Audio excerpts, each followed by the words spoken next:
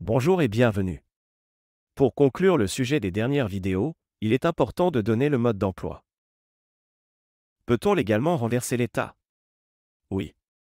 C'est non seulement possible, mais déjà arrivé plusieurs fois dans l'histoire de France. En 1792, 1940 et en 1958. À chaque fois, l'État a changé, la dette a été effacée, et un nouveau régime est né.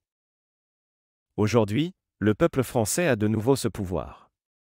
Ce pouvoir est légal, constitutionnel, et reconnu par le droit international. Voici comment instaurer une sixième république, effacer la dette et juger les responsables politiques. Comme toujours, et plus que jamais, voici les sources officielles et institutionnelles.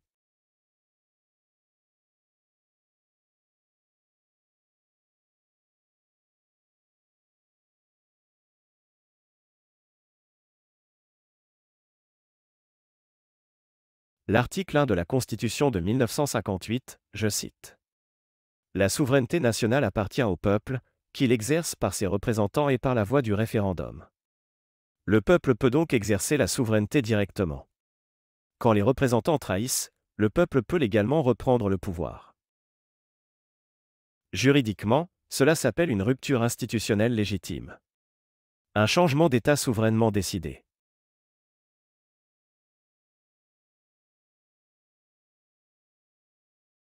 Le droit international le reconnaît également via la Convention de Vienne sur la succession d'États.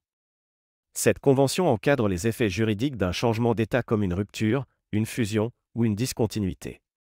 Les articles 16 à 40 stipulent qu'en cas de succession d'État, le nouvel État n'est pas tenu d'honorer les dettes contractées par l'ancien régime, sauf accord explicite.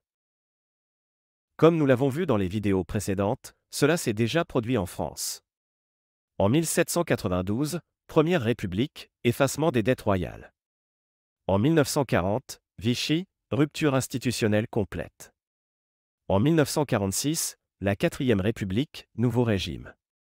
Et en 1958, le général de Gaulle proclame la Cinquième République. Nouvelle constitution, refonte des institutions et effacement de la dette de la Quatrième République.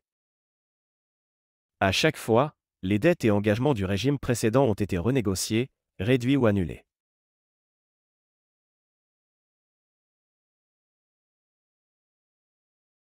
La Cinquième République est morte car les institutions sont déconnectées du peuple. Pour preuve, le scrutin présidentiel antidémocratique avec un président élu avec seulement 27% de l'ensemble des 67 millions de Français. Mais aussi le vote utile, les triangulaires, le 49-3 et la dissolution.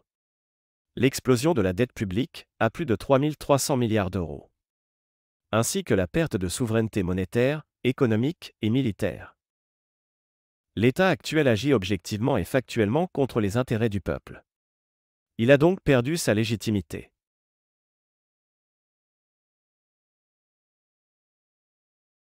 Voici les voies légales pour une sixième république. L'article 11, référendum d'initiative partagée. Possible mais verrouillé car nécessite 185 parlementaires et 10% du corps électoral. L'article 89, soit la révision constitutionnelle. Nécessite l'accord du président, plus 3/5 du Congrès, impossible en l'état actuel. Nous avons ensuite la rupture constitutionnelle par le peuple, article 1 de la Constitution, plus jurisprudence. Le peuple peut déclarer la vacance de l'État, créer une assemblée constituante et proclamer un nouveau régime. Voici comment le peuple de France peut légalement renverser l'État.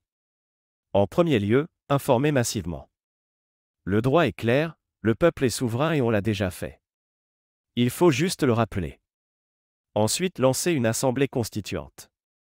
Des citoyens tirés au sort ou élus, comme en Islande en 2010, pour écrire une vraie constitution du peuple. Déclarer la fin de la Cinquième République. Quand un régime trahit, le peuple peut le dissoudre et en bâtir un nouveau, légitime.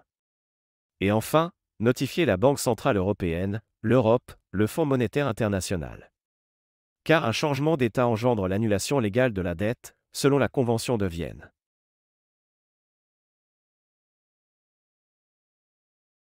Une fois la Sixième République proclamée, une levée mécanique des immunités présidentielles et parlementaires. La création d'une haute cour populaire, une juridiction d'exception pour juger les crimes d'État comme les mensonges lors du Covid, la dette abusive et les trahisons de souveraineté.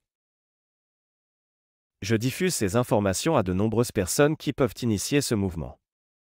Partager ce contenu, c'est le seul moyen de sortir de cet effondrement qui s'aggravera avec l'arrivée prochaine du FMI, comme en Italie et en Espagne, retraite imposée à 67 ans, fin du CDI, la hausse de la TVA, la fin des avantages sociaux.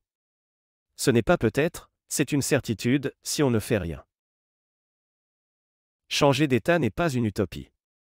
C'est une voie légale, constitutionnelle, et reconnue par le droit international.